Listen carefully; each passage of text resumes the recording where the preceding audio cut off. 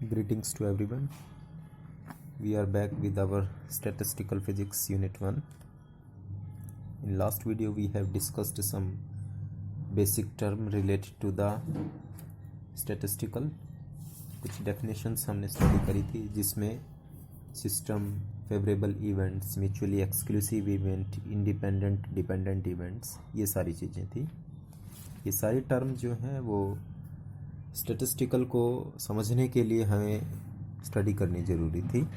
ठीक है, तो आज उन्हीं चीज़ों को थोड़ा सा आगे कंटिन्यू करेंगे. कुछ आइडियाज़ हैं हमारे पास. ठीक है, वो आइडियाज़ रिलेटेड टू स्टैटिस्टिकल ही हैं. ठीक है, हमें फोकस स्टैटिस्टिकल पर करना है, लेकिन जब तक हम उन आइडियाज़ को, उन डेफिनेशंस को रीड आउट नहीं करेंगे तो थोड़ा सा मुश्किल हो जाएगा हमारे लिए.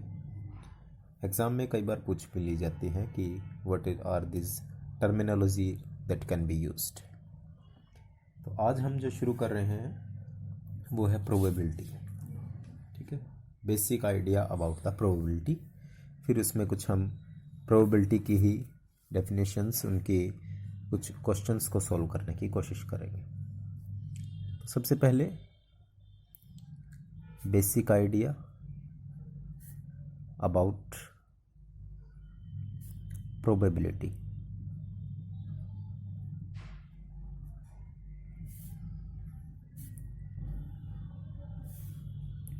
ठीक है, देखो क्या होता है प्रोबेबिलिटी. हमने लास्ट टाइम मैक्रो सिस्टम और माइक्रो सिस्टम को स्टडी करा था. ठीक है, माइक्रो सिस्टम वो था जिसमें हम 10⁻23 तक एटम्स, इलेक्ट्रॉन्स या कोई भी मैटर को स्टडी करते हैं. लेकिन अगर उनकी नंबर्स ज़्यादा हो जाएं तो वो मैक्रो सिस्टम हो जाता है. और स्टैटिस्टिक्स में हम ज़्यादातर मैक्रो सिस्टम के साथ ही डील करेंगे. ठीक है, जिसमें number of atoms, number of particles या नंबर ऑफ मॉलिक्यूल्स बहुत ज़्यादा होंगे. तो इस चीज़ के लिए हमें प्रोबेबिलिटी को पढ़ना ज़रूरी है. ठीक है, प्रोबेबिलिटी का मतलब ये है कि हमें एग्जैक्ट नहीं पता, लेकिन फिर भी हम कोशिश करते हैं उसके एक्यूरेट रिजल्ट तक पहुंचने की. ठीक है, जैसे कि हम सिंपली एग्जांपल देते हैं कि जब बादल हो जाते हैं तो क्लाउड के टाइम हम कह सकते हैं बारिश हो सकती है. We are not sure. अगर हो जाए तो हम ये कह देते हैं जो हमने कहा वो हो गया. और यही चीज़ प्रोबेबिलिटी भी है कि हम श्योर नहीं हैं, लेकिन हम अंदाज़ा लगाते हैं किसी चीज़ के लिए, और वही अंदाज़ा अगर ठीक हो जाए तो प्रोबेबिलिटी एक्यूरेसी हो जाती है हमारी. अगर नहीं है तो वो भी रिजल्ट के आसपास हम रहते हैं. ठीक है, तो उसी प्रोबेबिलिटी को समझने के लिए पहले डेफिनेशन देख लेते हैं क्या है. The probability of a particular event, किसी भी इवेंट के लिए, may be defined as the ratio of number of favourable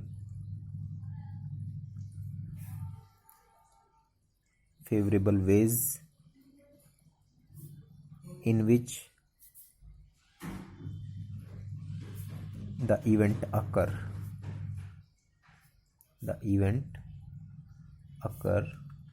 to the total number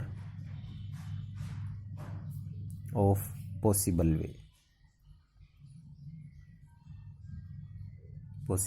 ways. ठीक है, क्या मतलब हुआ? किसी भी इवेंट के लिए, पर्टिकुलर इवेंट के लिए जो प्रोबेबिलिटी है वो रेशियो है. किस चीज़ का रेशियो है? नंबर ऑफ फेवरेबल केसेस या नंबर ऑफ फेवरेबल वेज जो हम चाहते हैं.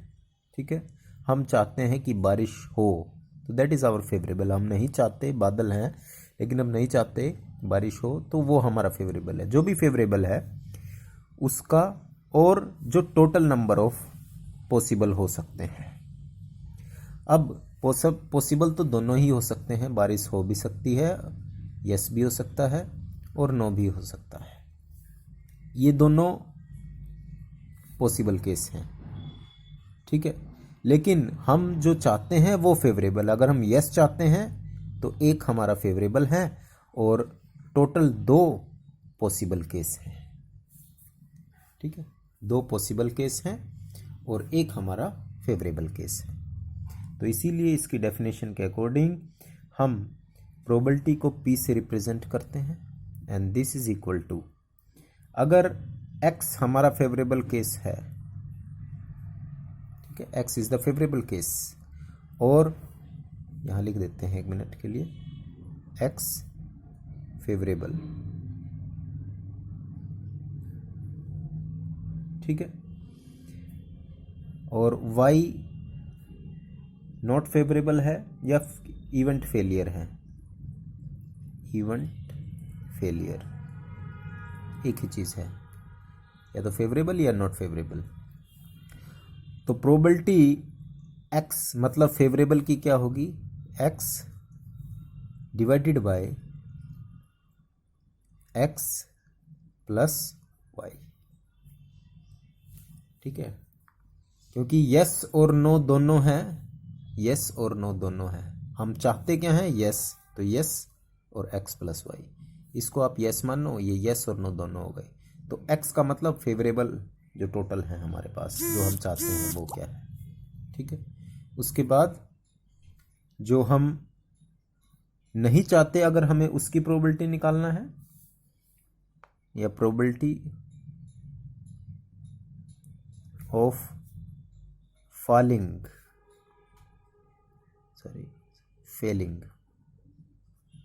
केस, हम नहीं चाहते, क्या नहीं चाहते, वाई नहीं चाहते थे हम, तो इसकी प्रोबेबिलिटी भी वही रहेगी जो नहीं चाह रहे, और टोटल कितना है, X प्लस वाई, ठीक है। अब इसको एक बार समझ लेते हैं एक एग्जांपल के थ्रू। सपोज हमने एक कॉइन को टॉस करा, ये कॉइन है, इसमें 2 चीजें आ सकती हैं, हेड भी आ सकता है और टेल भी आ सकता है। तो पॉसिबल केस कितने हो गए, टोटल 2 हो गए। हम चाहते हैं कि सिर्फ हेड आए, तो हेड कॉइन को टॉस करेंगे तो एक बार आ सकता है, आ दोनों सकते हैं, तो पॉसिबल कितने हैं, ठीक है। डेफिनेशन के according particular event may be defined as ratio of number of favourable कितना है, हेड, और आ कितने सकते हैं, हेड भी आ सकता है और टेल भी आ सकता है, तो ये 1 और ये कितने हैं, 2। So this is the probability of favourable, यानी कि हेड की प्रोबेबिलिटी। ऐसे ही अगर हमें टेल की प्रोबेबिलिटी निकालनी है, तो टेल एक ही बार आ सकता है और आ सकते हैं दोनों, तो 1/2। So this is the general formula for particular finding the probability of an event.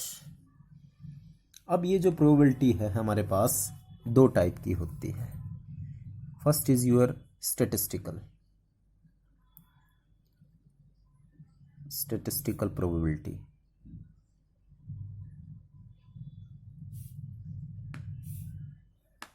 ठीक है। स्टैटिस्टिकल क्या होती है, it is defined as the number of veg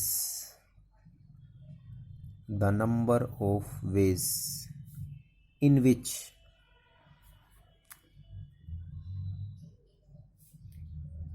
event actually occurs, ठीक है। एक्चुअल में अक्कर जब होता है, then it is related to statistical, the number of ways in which event actually occur to the total number of time the event was carried out,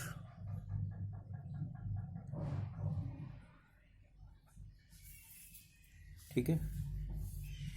actual में जब experiment करते हैं तो जितने हुए हैं उसका टू द टोटल नंबर कितने हो सकते थे।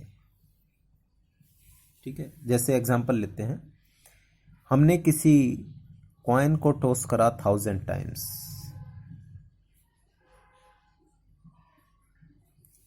1000 टाइम्स हमने टॉस करा और उसके अंदर टेल की प्रोबेबिलिटी आई, टेल आया 520 टाइम्स। ठीक है, तो एक्चुअल में आया है टेल। ठीक है, और कितनी बार टॉस करा हमने? 1000 टाइम। तो ये स्टेटिस्टिकल बन गया हमारा। The number of ways in which event actually occurs. हमने यहां कोई गेस नहीं किया था पहले, एक्चुअल में परफॉर्मेंस करी, एक्सपेरिमेंट की, 1000 टाइम्स करा और उसका टेल कितना आया? ये आया। तो स्टेटिस्टिकल प्रोबेबिलिटी क्या हो जाएगी हमारे पास? टेल की स्टेटिस्टिकल प्रोबेबिलिटी 520 एक्चुअली, और टोटल कितने थे? थाउजेंड्स, तो 0.520। और ये चीज़ भी आप जानते हैं कि किसी भी चीज़ की probability maximum probability will be maximum 1 हो सकती है। ठीक है, और प्रोबेबिलिटी मिनिमम कितनी हो सकती है? 0 हो सकती है।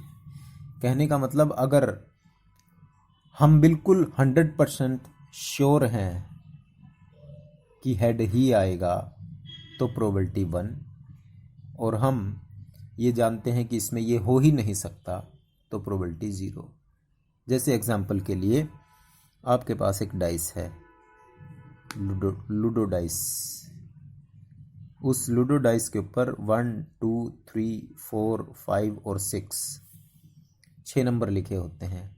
अगर आपसे ये कह दिया जाए कि 6 से कम नंबर आने की प्रोबेबिलिटी, 7 से कम, 7 से कम, लेस देन 7, तो सारे ही लेस देन 7 है तो प्रोबेबिलिटी कितनी होगी? 1 हो जाएगी। और अगर ये बोल दिया जाए कि मोर देन 6, तो 6 से ज़्यादा एक भी नहीं है तो प्रोबेबिलिटी कितनी हो जाएगी? 0 हो जाएगी। जब हम बिल्कुल श्योर हों 100% और वही चीज़ हो जाए तो प्रोबेबिलिटी 1, और हम ये जानते हैं कि ये हो ही नहीं सकता तो प्रोबेबिलिटी 0 हो जाएगी। अदरवाइज प्रोबेबिलिटी 0.5 ही रहती है। सभी की संभावना है 50-50 है, प्रोबेबिलिटी ही नाम है जब इसका तो। ठीक है, 0.5। अब जब हमने ये एक्सपेरिमेंटली प्रूफ करके देखा, यहाँ 1000 टाइम किसी कॉइन को टॉस करा और उसमें 520 टाइम टेल आया, तो टेल की प्रोबेबिलिटी हमने निकाली तो 0.5। यानी कहने का मतलब कि 0 से हमेशा प्रोबेबिलिटी बड़ी होगी और 1 से प्रोबेबिलिटी छोटी होगी। अगर बिल्कुल श्योर हैं तो 1 के इक्वल हो सकती है, और बिल्कुल नहीं होने वाला है तो वो 0 हो सकते हैं। The probability will always less than or equal to 1 or greater than or equal to 0. Otherwise its value is 0.5, क्योंकि पॉसिबिलिटी हो भी सकती है, पॉसिबिलिटी नहीं है। बारिश हो भी सकती है, बारिश नहीं भी हो सकती। ठीक है, तो स्टैटिस्टिकल में एक्चुअल में हम परफॉर्मेंस करते हैं, ये ध्यान रखना। हमने कोई भी एक्सपेरिमेंट किया, उसको एक्चुअली परफॉर्म करा, तो जो उसके रिजल्ट आए उसकी प्रोबेबिलिटी ये निकालते हैं। अब दूसरा आता है prior probability, PRIORI, priori probability.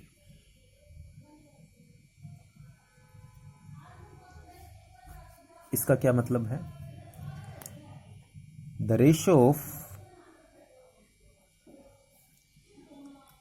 Number of case favourable to the event to total number of case, total number of case या equally likely, equally likely। ठीक है, अब यहाँ पर हमने परफॉर्मेंस नहीं करी है, ठीक है, परफॉर्मेंस नहीं करी, सिर्फ हम अंदाज़ा लगा रहे हैं। तो उसके बेस पर जो प्रोबेबिलिटी फाइंड आउट होगी दैट इज प्रायोरी प्रोबेबिलिटी। वही एग्जांपल, आपने कॉइन को टॉस करा तो हेड और टेल दोनों ही आ सकते हैं, ठीक है। हेड आ गया तो आपका फेवरेबल है, नहीं आया तो अनफेवरेबल है, ठीक है। लेकिन जब हम एक्चुअल में परफॉर्म करके रिजल्ट फाइंड आउट करते हैं, फिर probability that is statistical probability. जैसे डाइस का एग्जांपल हमने लिया, प्रोबेबिलिटी 1 आने की प्रोबेबिलिटी कितनी है? 1 एक ही बार आ सकता है जब हम डाइस को थ्रो करेंगे, और टोटल कितने हैं? 6। ऐसे ही 2 आने की प्रोबेबिलिटी एक ही बार आ सकता है, 6, ठीक है। तो इस तरीके से जब हम गैस करके कोई प्रोबेबिलिटी निकालते हैं तो वो प्रायोरी प्रोबेबिलिटी, और जो एक्चुअल में रिजल्ट फाइंड आउट करके निकालते हैं तो वो स्टैटिस्टिकल प्रोबेबिलिटी होती है। अब इन दोनों में रिलेशन है, क्या है देखते हैं।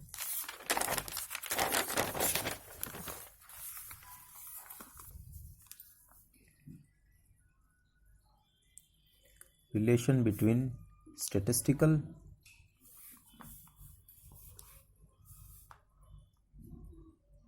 And प्रायोरी probability.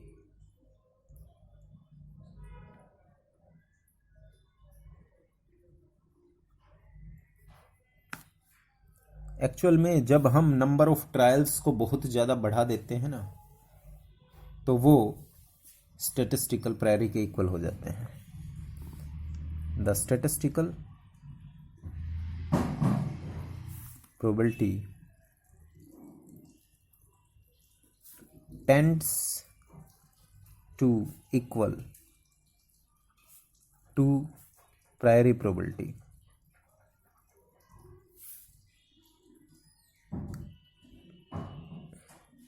Probability when the event occur large number of time.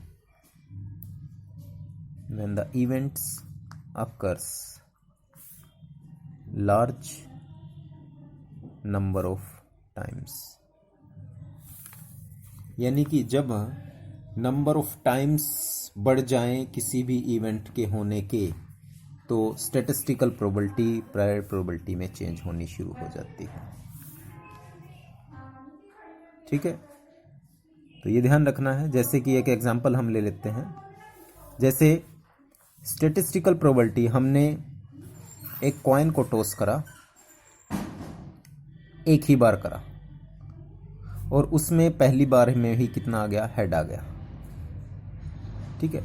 तो स्टैटिस्टिकल प्रोबेबिलिटी हम चाहते थे हेड आए और 1, और प्रोबेबिलिटी तो 2 है, लेकिन हमने एक ही बार करा है तो 1/1 कितनी आ गई? 1, क्योंकि स्टैटिस्टिकल की डेफिनेशन क्या थी?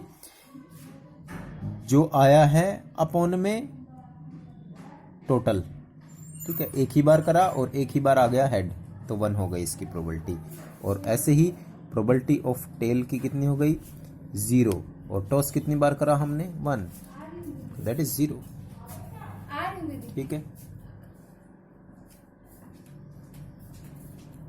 समझ में आ गया? यानी कि हमने स्टैटिस्टिकल प्रोबेबिलिटी में क्या करा है? एक ही बार कॉइन को टॉस करा, एक बार एक्सपेरिमेंटली परफॉर्म करा, और उसी बार क्या आ गया? हेड। तो हेड की प्रोबेबिलिटी 1/1 यानी कि 1 ये आ गई। और टेल नहीं आया तो टेल की प्रोबेबिलिटी 0, और टॉस कितनी बार करा? 1, तो 0 आ गई, ठीक है। लेकिन प्रायोरी प्रोबेबिलिटी क्या है उस टाइम पे?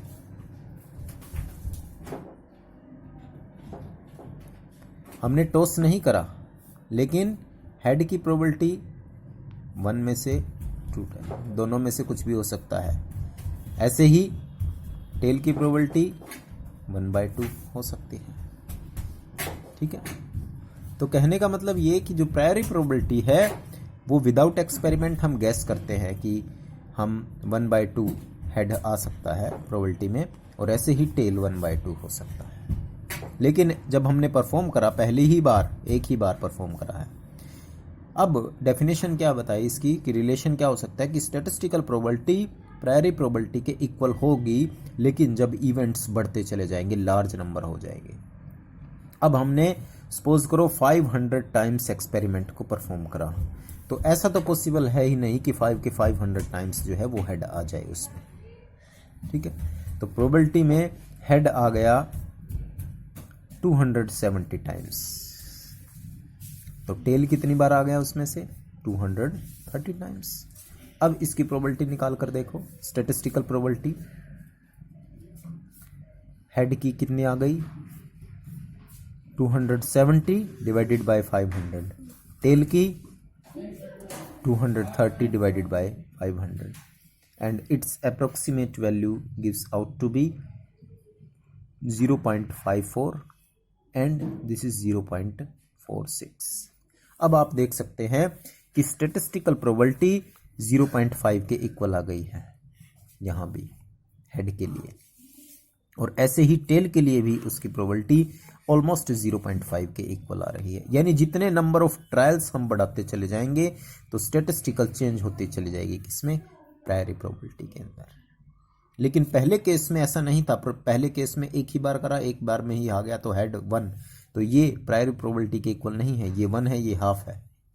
ऐसे ही ये 0 है, ये हाफ है टेल के केस में, ठीक है। लेकिन जैसे जैसे नंबर ऑफ ट्रायल्स बढ़ते चले जाएंगे तो स्टैटिस्टिकल प्रोबेबिलिटी प्रायरी प्रोबेबिलिटी में चेंज होती चली जाएगी। So we conclude that statistical probability is equal to priori probability when the event is made to large number of time or tends to infinite, ठीक है। यानी कि events made to infinity और large number, statistical probability change to priori probability, this is the relation between them, ठीक है। चलिए आगे चलते हैं नेक्स्ट टॉपिक पर। नेक्स्ट है प्रोबेबिलिटी थ्योरम्स।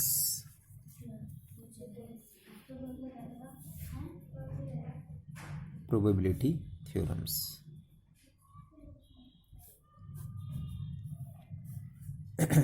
सबसे पहले बात करते हैं एडिशन थ्योरम की।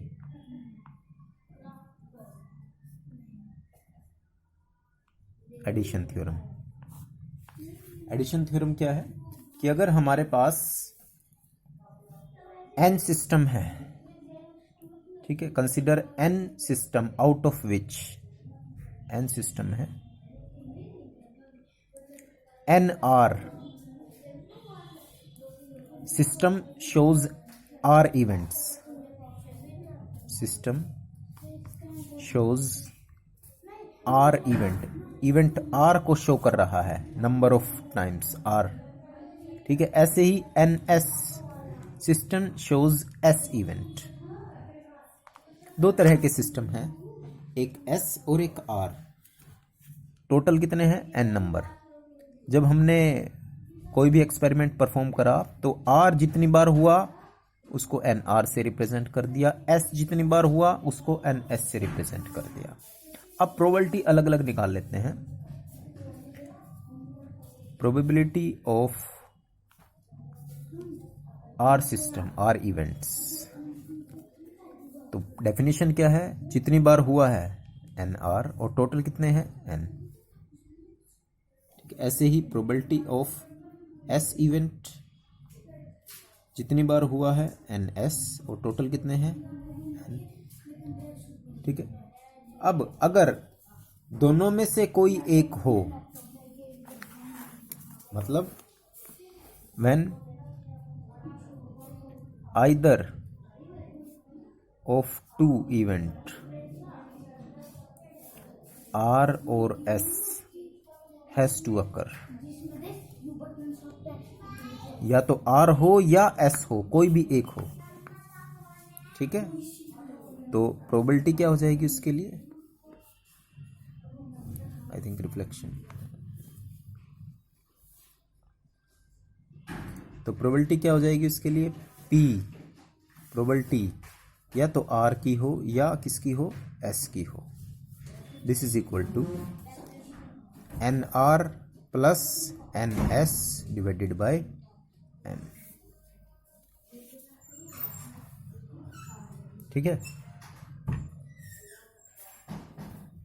NR plus NS divided by N, or we can write this value as NR divided by N plus NS divided by N. तो ये क्या है, probability of R plus probability of S। तो जब दोनों में से किसी एक के होने की प्रोबेबिलिटी निकालनी है, प्रोबेबिलिटी किसी एक के होने की निकालनी है, तो दोनों की प्रोबेबिलिटी क्या हो जाएगी, ऐड हो जाएगी। बात समझ में आ गई। प्रोबेबिलिटी अगर हम दोनों में से किसी एक के निकाल रहे हैं और बीच में आ जाए तो दोनों ही की प्रोबेबिलिटी ऐड हो जाएगी वहां पर। This is known as addition theorem, this is known as addition theorem. Example लेते हैं थोड़ा सा क्लियर करने के लिए। हमारे पास एक बैग है, ठीक है, दिस इज बैग, और उस बैग के अंदर 5 रेड बॉल्स हैं, 8 वाइट बॉल हैं और 10 ब्लैक बॉल हैं।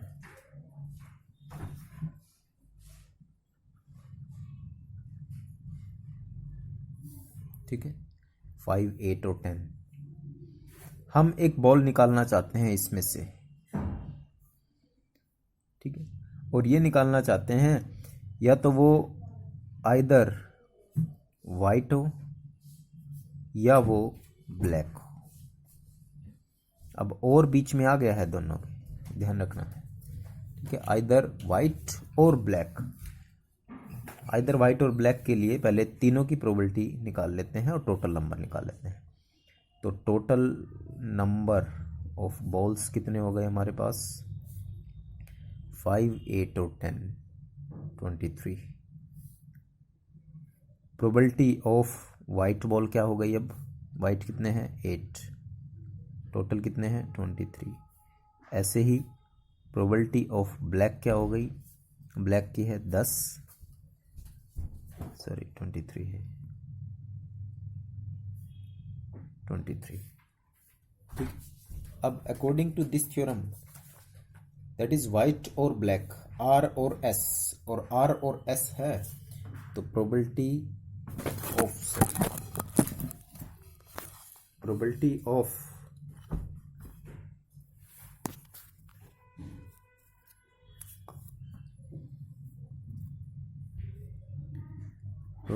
ऑफ वाइट और ब्लैक क्या हो जाएगी,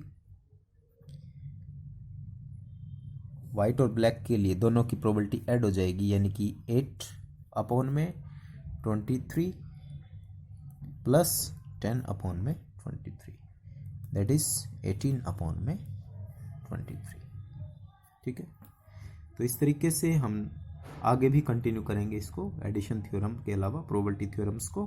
ठीक है, तो अभी इस वीडियो को मैं यहीं स्टॉप कर रहा हूँ, उसके बाद नेक्स्ट वीडियो में हम नेक्स्ट थ्योरम को, मल्टीप्लिकेशन को देखेंगे।